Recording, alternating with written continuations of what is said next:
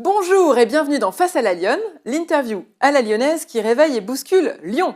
Je suis Alexandra Caracezeli, fondatrice de l'équipe des Lyonnes, et chaque semaine je reçois tous ceux qui ont une idée innovante, insolite ou originale pour faire avancer la ville ou la qualité de vie à Lyon. En matière de mobilité du futur, certains ont imaginé des engins volants et d'autres de petits véhicules électriques emboîtables, un peu comme les chariots de supermarché. Je vous parle de quoi? Je vous parle des Kiwis, un service d'autopartage pour l'accès aux derniers kilomètres vers des destinations éloignées. Une voiture, où on veut, quand on veut, est-ce vraiment possible? Demain, c'est ce que nous allons voir avec Tiffaine Deheninck, directrice générale du projet. Bonjour Tiffaine. Bonjour Alexandra. Alors bienvenue dans Face à la Lyonne. Je suis ravie de vous accueillir cette semaine pour parler de ce projet de petit kiwi. Oui, je suis ravie d'être là, merci. Voilà, donc on commence toujours cette émission par le pitch rugissant. Tiffaine, vous avez 90 secondes pour nous convaincre de l'intérêt de votre projet. C'est à vous, on vous écoute. Parfait. Je vais vous donner peut-être deux stats un peu édifiantes, en tout cas selon moi. C'est que grosso modo, le trajet domicile-travail au quotidien, c'est 50 minutes dans la vie d'un Français. Et c'est 50 minutes qu'on passe en solo dans sa voiture. Deuxième chiffre édifiant, c'est que le budget moyen pour un Français d'une voiture, de possession d'une voiture, c'est 7 000 € par an. C'est la dernière étude ADEME. Et là, on se dit, 50 minutes, ça veut dire 23h10, où ma voiture qui me coûte 7 000 € par an dort sur un parking. Donc là, on change de paradigme. On se dit, en fait, et si on pouvait juste acheter un trajet, se déplacer d'un point A à un point B, quand on en a besoin, comme aujourd'hui, on paye un abonnement Spotify, on paierait un abonnement pour louer cette petite voiture électrique qui nous permettrait de faire un trajet, et vous l'avez dit, n'importe où, n'importe quand, qu'on ait le permis, qu'on n'ait pas le permis, pour déposer ses enfants à l'école, pour aller faire des courses.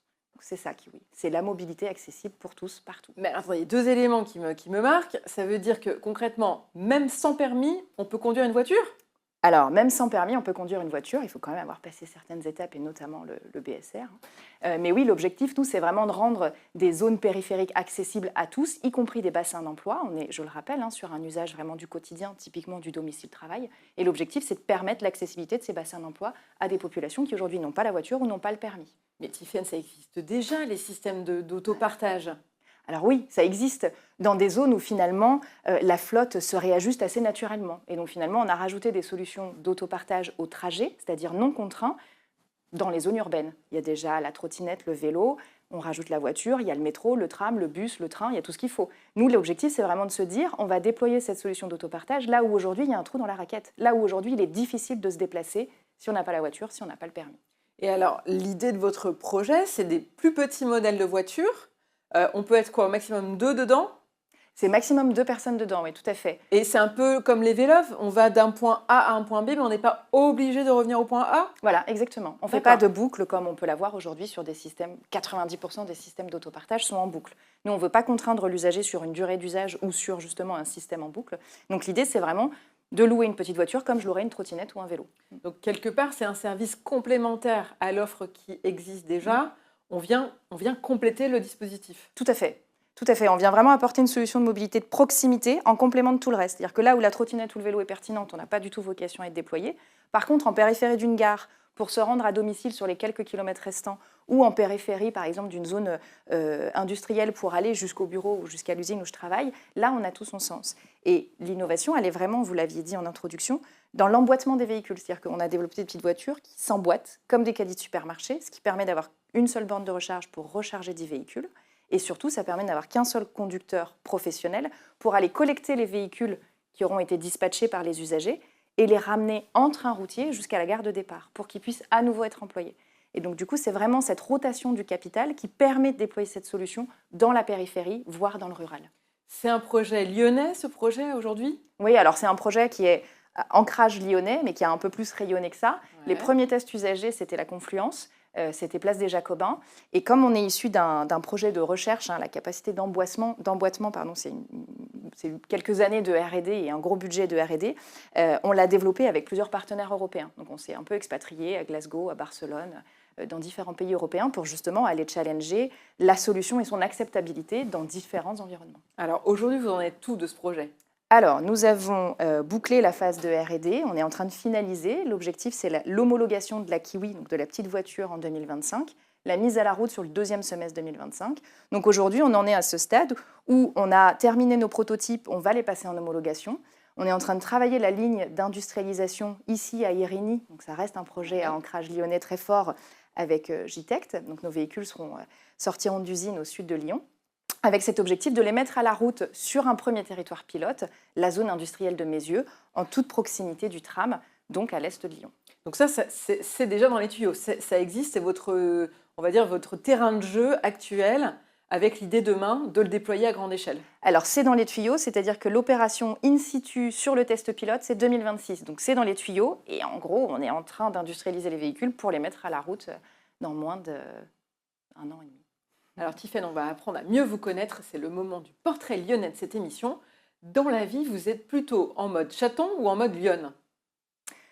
Et j'ai envie de dire, ça dépend des jours. J'aime bien le côté du petit chaton qui est un peu très énergique, qui touche un peu à tout, qui est très curieux. Donc je pense que dans la vie, je suis plutôt de ce tempérament-là. Et puis il y a le côté lionne aussi qui ressort parfois en mode, je scrute un peu ce qui se passe. Et quand il est pertinent d'intervenir, j'interviens. Mais je reste quand même très attentive. Voilà. Donc je dirais que voilà, c'est un peu des deux, mon capitaine. Et quel est votre parcours de fenote en quelques mots? Moi, je suis une fenote d'adoption.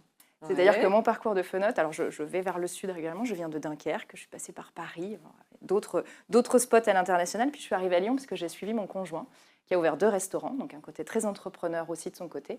Et donc du coup, voilà, son idée, c'était d'ouvrir des petits commerces de quartier à Lyon, parce qu'il est originaire de Lyon. Et donc quand on a dû arbitrer, je lui ai dit, écoute, je découvrirai Lyon, ce que j'ai fait, avec grand plaisir. Et donc je suis une fenote d'adoption. Fenote d'adoption, et du coup, quelle lyonnaise êtes-vous? Quel est votre rapport à la ville de Lyon? Je suis une lyonnaise de la Saône, par exemple. J'habite à côté de la Saône. Je passe beaucoup de temps sur l'île Barbe avec mes enfants le week-end parce que c'est un environnement extrêmement agréable. Je suis aussi une fenote de la gastronomie. J'ai découvert beaucoup de bonnes adresses à Lyon que j'apprécie retrouver régulièrement. Voilà, je vis en fait une vie très très simple à Lyon, qui est une ville pour le coup très accueillante, je trouve. Alors Tiffaine, nous allons parler notamment de votre rapport à Lyon, mais de la rubrique praline ou mâchon. Praline, c'est le truc qui cartonne en ce moment et qu'il ne faut pas rater. Ou mâchon, c'est le truc qui pique et qui vous agace prodigieusement. Qu'est-ce que vous choisissez? Mâchon. Parce que c'est vraiment aux confins de plusieurs sujets. Ce qui me gratte en ce moment, c'est... alors attention, je ne le critique pas, c'est plutôt bienvenu, mais c'est le côté grattant, c'est ce réaménagement de l'espace urbain. On crée beaucoup de voies lyonnaises pour les vélos et je trouve ça vraiment super. Je suis moi-même une cycliste avertie à Lyon. Donc voilà, donc on réaménage un peu l'espace urbain en se disant il faut revoir les modes de consommation, notamment de la mobilité. Je vous l'ai dit, j'ai mon conjoint qui a 2 restaurants de quartier. Voilà, l'inaccessibilité parfois du centre-ville est devenue un vrai sujet.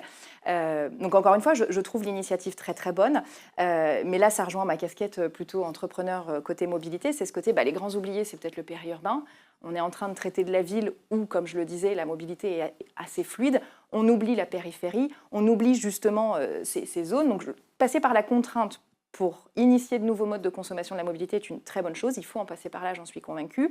Par contre, il ne faut pas uniquement proposer un renoncement. C'est-à-dire, je dois renoncer à ma voiture, ok, mais pourquoi?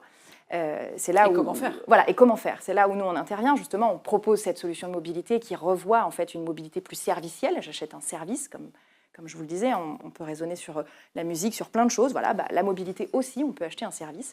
Et donc, voilà, c'est cette idée de dire, je propose une solution qui va avec ce reste de bouquet de mobilité qui permet justement de me déplacer un peu partout.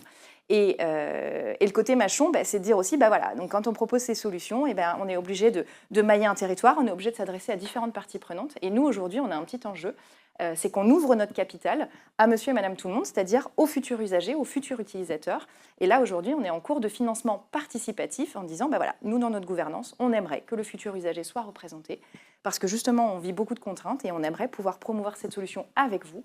Et donc, on a mis en place une campagne de financement participatif qui court jusque la fin novembre sur une plateforme qui s'appelle WeSeed. Donc j'invite tout le monde à aller jeter un œil au projet et à, s'il le souhaite, rejoindre notre gouvernance sur ce projet. Donc si on avait envie d'épauler votre projet, de le soutenir, on va sur WeSeed, WIS2ED.com. Exactement, projet Kiwi, KIW2E. Et alors donc, votre coup de griffe de la semaine, Tiffaine, qu'est-ce que vous avez envie de nous partager? Qu'est-ce qui pourrait, selon vous, être adapté, modifié, transformé pour être plus efficace? Eh ben, ça rejoint un peu mon côté machon et ce que j'évoquais sur cette gouvernance. Je trouve que dans la société dans laquelle on vit, on cloisonne en fait finalement beaucoup, on fait beaucoup d'entre-soi et on arrive dans des écosystèmes où finalement on manque peut-être un peu d'audace, on manque peut-être un peu de diversité. J'ai la chance d'être impliquée sur une structure d'insertion par l'emploi qui s'appelle Univers l'Emploi et qui justement propose de recruter parce qu'il y a des parcours de formation spécifiques, des publics qui aujourd'hui sont en situation de difficulté vis-à-vis de l'emploi et de proposer cette réinsertion par l'emploi. Et justement, ça vient nourrir cette notion de diversité, y compris dans le recrutement. Et donc voilà, mon coup de griffe, ce serait de dire, on ne pense pas assez à ces structures d'insertion. Univers l'emploi en est une. Pour le coup, j'ai la chance de les accompagner et j'aimerais aussi promouvoir leur voix en disant, voilà, c'est aussi une option, surtout qu'aujourd'hui, on a énormément de mal à recruter. Il y a des profils perles rares. Il suffit de s'adresser aux bonnes structures en local, sur le territoire. Alors Tiffaine, je résume parce que vous avez plein d'activités, plein de projets. Donc si on a envie d'en savoir plus sur les petites voitures Kiwi, on va directement à WeSeed, on a compris, et on trouvera toutes les informations sur votre projet. Tout à fait. Et soutenir les structures d'insertion professionnelle. Où est-ce qu'on peut avoir des informations? Universl'emploi.com. Magnifique, Voilà. J'ai l'impression qu'on va vous revoir souvent. Tiffaine, la prochaine fois, ce sera à quelle occasion? Alors, ce n'est pas forcément sur la sphère lyonnaise, mais nous sommes présents au Salon des maires dans 2 semaines, le 19 novembre à Paris.